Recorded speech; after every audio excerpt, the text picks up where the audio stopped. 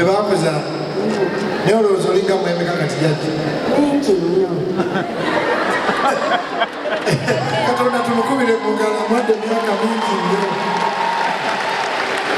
jjajja nange nsabira mbangaale anti nteekaako Katonda aleeta emirembe ayagala abantu bonna okutabagana awamu n'abaddu abaddu bamuulire ebitutubira ebyabalabira naye olw'obuyinza bwa Yesu Kristo. Amiina. Jjajja mbayagala nnyo webale kujja. Olina abaana? Abaana nze bulanira zaawedde. Bulanira zaawedde. Olina bameka abaana? Abaana munnange banfaako. Tolina buno? Nzadde batono. Wangi? Omwana wa mwannyinaze kakati. Abaana be baabali? Bonna baafa ne baggwawo maama? Ate baali batono era. Baali bameka? Baali nga basatu. Bonna ne bafa ne baggwawo? Ate obeerawo? Obeera naani? Era Nansana ogende Shebado awo Masitowa. Kati ono wangi? Nga kulongootya ndiraga eki? Obeera babiri? Kati mubeerawo mutya? Tubeera kakati awo lwakitange n'emmaavu era wegulidde ekyokulya tufuna bwe tutyokulambula noono omwana mumanyinazi wetubeera baaba bange abagoba siri nabo wali ne baganda bo bonna baafa n'osigazaawo ekisigalawo babiri abaana maama be yali atuzadde nabo twali 13 nasigalawo bonna baafa n'abaana bwe bazaalawo baganda bange bonna ne bafa n'abaana baabwe ne bafa wasigalawo omwana omumulenzi wabeerawo ekintu ekibeera mu famire newaffe ekyaliyo Katonda yatutaasa butaasa naye mwaliko emikono nangirira ennyumba ezirimu okufa okungi kikomere era mu linnya lya Yesu bazaala abaana 10 ne basigalawo n'abaana baabwe ne bafa faya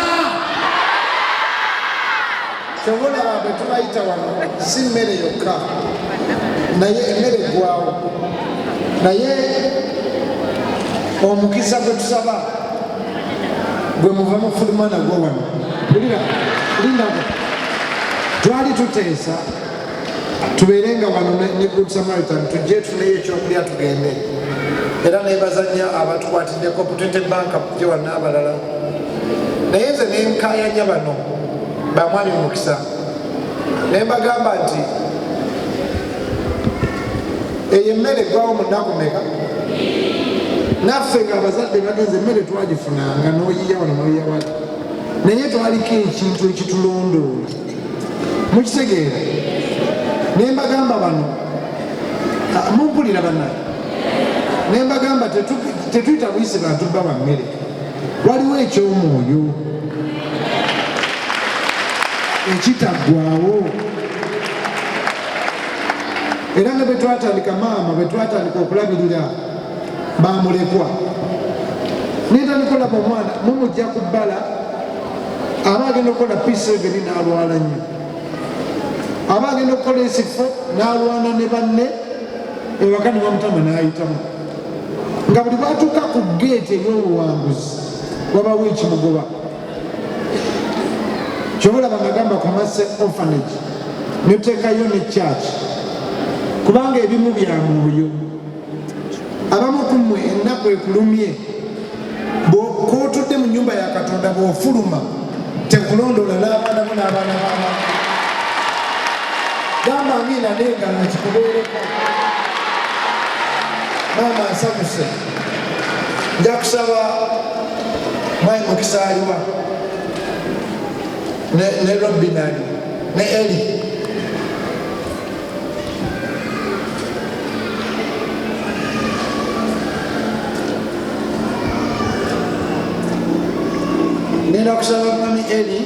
okulembere Robina ne Alison ne Aunt Alison mumekinge sure ati maama ono ne sisita we abasigalawo bokka kyaki ebalabirire paka lwe baliva mu Mulambwenzi.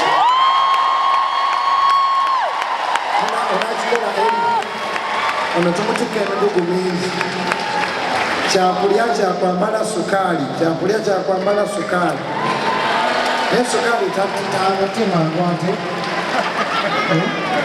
sukaali si mulungi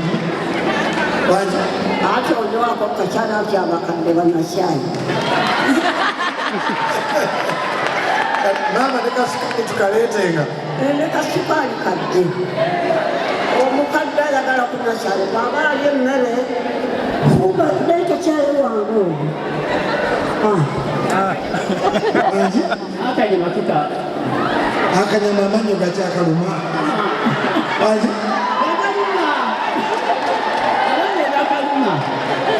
kati ngenda kusaba omwami oyo yagenda okukulira Aunt Alison noono nsaba kyaki erabirire bamaama bano paka lwe baliva mu Mulambwenzi ate bagenda wangaalira ddala sotemuteweyamanga mulowooza byamangu webali nnyo mu linnya lya Yesu.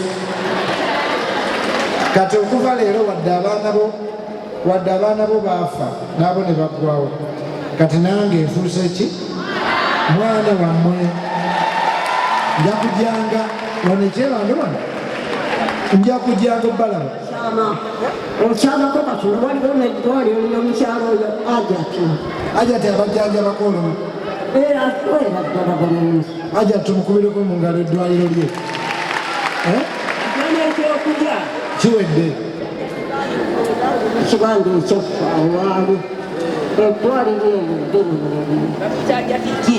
ajati jingo tukubireko ajati jingo mu ngalo abalabiridde kakati ne mwami Eli ono ne Alison ne Robina Eli ajja obbakulira bwalina emirimu mingi Eli ajja bbakulira nja kujjanga obbalabako Robina ajja kundeetanga naye buli mwezi bano bakyaki bashopingireyo ebintu byobwe aya buli paka lwe muliva munsi katonda nga ye mubeezi wa abaana baafa bonna kati ffe baana wangi eriimu yabatta atukunagamba kati ffe weetuli katonda ajja tukuuma paka kiwedde maama ne Mukama gibeere nammwe kiwedde